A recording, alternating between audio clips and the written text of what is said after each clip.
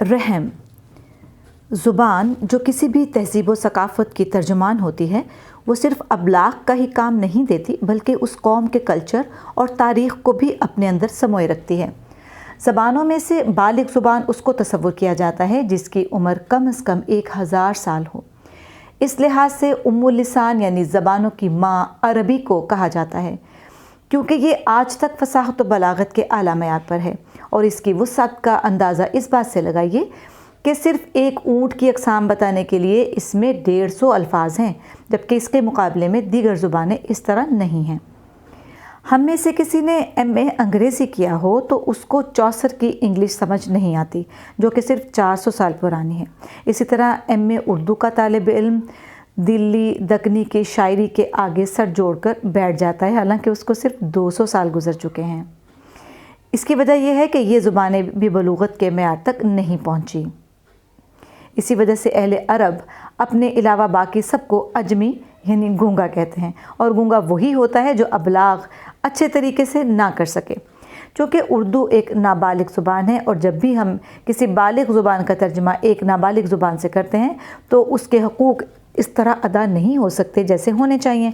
यही वजह है कि हम लोग अजमी होने की हैसियत से कुरान को इस तरह नहीं समझ सकते जिस तरह एक अरबी समझता है। कुरान करीम की इब्तिदा बिस्मिल्लाहिर्रहमानिर्रहीम से होती है। इसमें अल्लाह के लिए सिफ़ाती नाम रहमान और रहीम इस्तेमाल हुए हैं।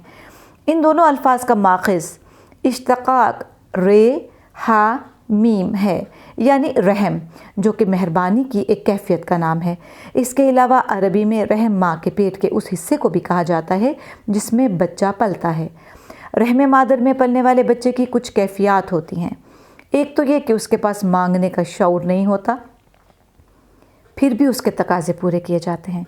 दूसरी कैफियत, उसको बिन मांगे ग़िज़ा मिलती है। तीसरी कैफियत ये कि उस हालत में बच्चे को कब क्या चाहिए, कितने अरसे में चाहिए, कैसे और किस तरह चाहिए, इन तमाम साजगार हालात का बंदोबस्त यहाँ मुकम्मल तौर पर मौजूद होता है। चौथी हालत यह है कि यहाँ पर बच्चा मुकम्मल तौर पर महफूज है, किसी भी चीज़ का ख़तरा नहीं। पांचवी हालत यह है कि रहम मादर में पलने वाले बच्चे का इख्तियार उसके पास भी नहीं है जिसने बच्चा उठाया हुआ है, और उसके पास भी नहीं है जो रहम में मौजूद है, बल्कि सिर्फ़ और सिर्फ अल्लाह के पास है। आसान अल्फाज में हम ये कह सकते हैं कि यहाँ रब की रबूबियत कामिल तौर पर अपना जलवा दिखाती है। एक तरफ जहाँ रहम मादर में पलने वाले बच्चे इस कदर मुनज़्ज़म निज़ाम में पलते हैं, वहीं कुछ बच्चे ऐसे भी हैं जो दुनिया में आने से पहले ही फौत हो जाते हैं। बारीक नज़री से देखा जाए तो ये भी रहमान का रहम का एक अंदाज़ है। इस तरह के मरने वाले बच्चों के बारे में जब तहकीक होती है तो पता चलता है कि इस बच्चे के दिल में सुराख था। किसी के 2 सर होते हैं और कोई शदीद माजूर। एक मियाँ बीवी के यहाँ बच्चा हुआ जिसकी आँखों की जगह मुकम्मल तौर पर हमवार है। वो एक खुशहाल और कामयाब फैमिली है। उनके बकौल सारी ज़िंदगी की कमाई हुई खुशियाँ एक तरफ और बच्चे की ये माजूरी एक तरफ।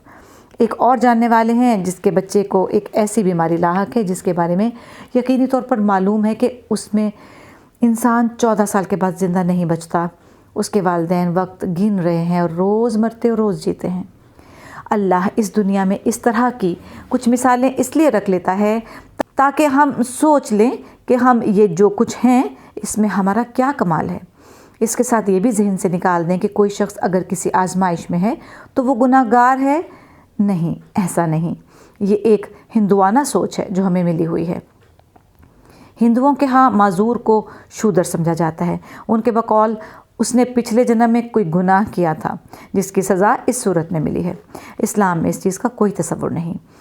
ऐसा हो सकता है जो ठीक लोग हैं अल्लाह ने उनको एहसास दिलाने के लिए एक इंसान ऐसा पैदा किया हो कि याद रखना, अल्लाह के लिए किसी को माजूर या तंदुरुस्त पैदा करना कोई मुश्किल नहीं है।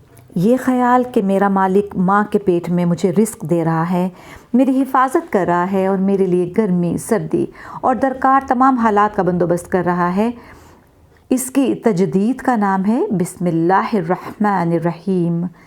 रहम मादर का शानदार निज़ाम इंसान में एक नया मिजाज पैदा करता है।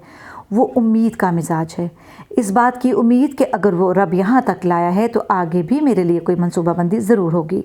ایسا نہیں ہو سکتا کہ ماں کے پیٹ میں تو پالتا رہا مگر اب نہیں پالے گا، کیونکہ رب وہ ہوتا ہے جو خود اسباب پیدا کرتا ہے۔ اگر وہ اسباب پیدا نہ کرے تو پھر رب کی تعریف اس پر صادق نہیں آتی۔ اسباب کیا ہیں؟ اسباب کا مطلب یہ ہے کہ ایک انسان کے پاس کسی چیز کی قابلیت ہے اور وہ قابلیت اس کے لیے روزی روٹی بن گئی۔ جو رب آپ کے اندر ایک صلاحیت رکھ کر آپ کو رزق دیتا ہے، اس کے لیے دوسرے اسباب پیدا کرنا کیا مشکل ہے؟